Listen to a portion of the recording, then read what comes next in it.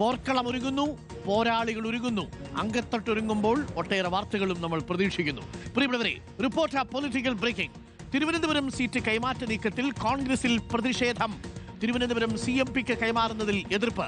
CMPക്ക് തിരുവനന്തപുരം കൈമാറിയാൽ രാജിവെക്കുമെന്ന് ബ്ലോക്ക് മണ്ഡലം കമ്മിറ്റി പ്രസിഡന്റുമാർ ഭീഷണി മുഴക്കിയിരിക്കുന്നു. പ്രതിഷേധം അറിയിച്ച് AICCക്കും KPCCക്കും നേതാക്കൾ കത്ത് നൽകി. തിരുവനന്തപുരത്ത് കോൺഗ്രസ് സ്ഥാനാർത്ഥി മത്സരിക്കണമെന്നാണ് ആവശ്യം. ആരോഷിപാലുണ്ട്. ആരോഷിപാൽ, ആന്റണി രാജുവിന്റെ അയോഗ്യത നിലനിൽക്കുന്ന ഒരു സാഹചര്യം അത് തിരുവനന്തപുരം മണ്ഡലത്തിൽ ഏൽപ്പിക്കുന്ന ഒരു സാധ്യതയുണ്ട്.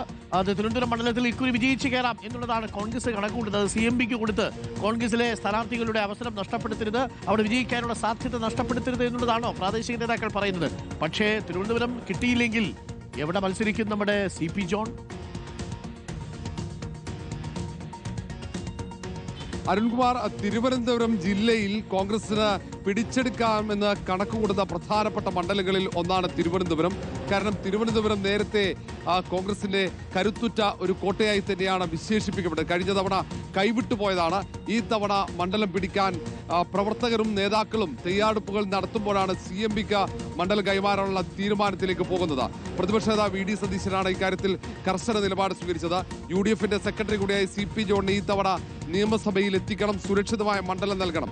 അങ്ങനെ ചർച്ചകൾ മുന്നോട്ട് പോകുമ്പോഴാണ് തിരുവനന്തപുരം നിയമസഭാ മണ്ഡലത്തിലെ KPCC ഭാരവാഹികളും DCC ഭാരവാഹികളും ഒപ്പം ബ്ലോക്ക് മണ്ഡലം പ്രസിഡന്റുമാരും ഒന്നടങ്കം ആ സീറ്റ് കൈവിട്ട് കൊടുക്കില്ല എന്ന നിലപാട് സ്വീകരിക്കുന്ന പാർട്ടി നേതൃത്വത്തിന് കത്ത് നൽകിയിരിക്കുകയാണ്. ഭീമ ഹർജി പോലെയാണ് ഈ നേതാക്കൾ എല്ലാവരും ഒപ്പുവെച്ചുകൊണ്ട് KPCC അധ്യക്ഷനും AICC ജനറൽ സെക്രട്ടറി ദീപാദാസ് മുൻഷിക്ക് അടക്കം കത്ത് നൽകിയത്.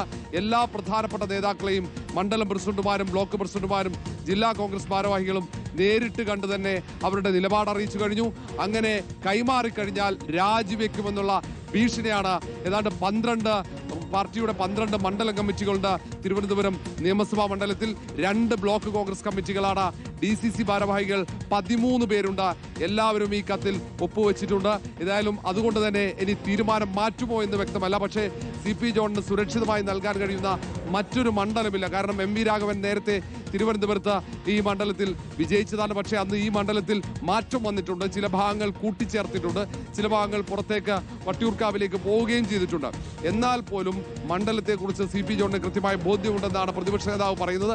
അതേസമയം അവിടെ പരിഗണിക്കപ്പെട്ടിരുന്ന നേതാക്കൾ മുൻ MLA ആയിരുന്ന VS ശിവകുമാർ ആയിരുന്നു. ഒപ്പം അവിടെ KS ശബരിനാഥനെ പരിഗണിക്കപ്പെട്ടിരുന്നു. ഒപ്പം തന്നെ മണക്കാട് സുരേഷ് ആ മണ്ഡലത്തിൽ തന്നെയുള്ള KPCCയുടെ ജനറൽ സെക്രട്ടറിയാണ്. അങ്ങനെയുള്ള 3 പ്രധാന നേതാക്കളെയാണ് മണ്ഡലത്തിൽ പരിഗണിച്ചത്. അവരിൽ ആരെ മത്സരിപ്പിച്ചാലും കുഴപ്പമില്ല. പക്ഷേ മണ്ഡലം മറ്റൊരു പാർട്ടിക്ക് വിട്ടുകൊടുക്കാൻ കഴിയില്ല എന്നാണ് നിയമസഭാ മണ്ഡലത്തിലെ തിരുവനന്തപുരത്തെ കോൺഗ്രസ് നേതാക്കൾ പറയുന്നത്. അരുൺകുമാർ. Thank you Roshi. വളരെ പ്രധാനപ്പെട്ട ഒരു വിവരമാണ്. തിരുവനന്തപുരത്ത് സെൻട്രലിൽ ആര് മത്സരിക്കും എന്നുള്ളതാണ് ചോദ്യം. ഇക്കുറി കോൺഗ്രസ് സീറ്റ് തിരിച്ചെടുക്കണം എന്നുള്ളതാണ് പറയുന്നത്. പക്ഷേ CP ജോൺ അപ്പോൾ എവിടെ മത്സരിക്കും എന്നുള്ളതാണ്. CP ജോണിന് മറ്റൊരു സുരക്ഷിതമായ മണ്ഡലമുണ്ടോ തിരുവനന്തപുരത്തല്ലാതെ? അതാണെങ്കിൽ VD സതീശൻ വാഗ്ദാനം ചെയ്തു എന്നാണ് മനസ്സിലാക്കുന്നത്. അങ്ങനെയാണെങ്കിൽ ഒരുപക്ഷേ ഈ ആവശ്യം നിരാകരിക്കപ്പെടാനാണ് സാധ്യത. പക്ഷേ ഇല്ലെങ്കിൽ ഞങ്ങൾ സഹകരിക്കില്ല എന്ന് പോലും ഭീഷണി മുഴക്കിയിട്ടുണ്ട് ചില ബ്ലോക്ക് പ്രസിഡന്റുമാരെന്നാണ് മനസ്സിലാക്കുന്നത്.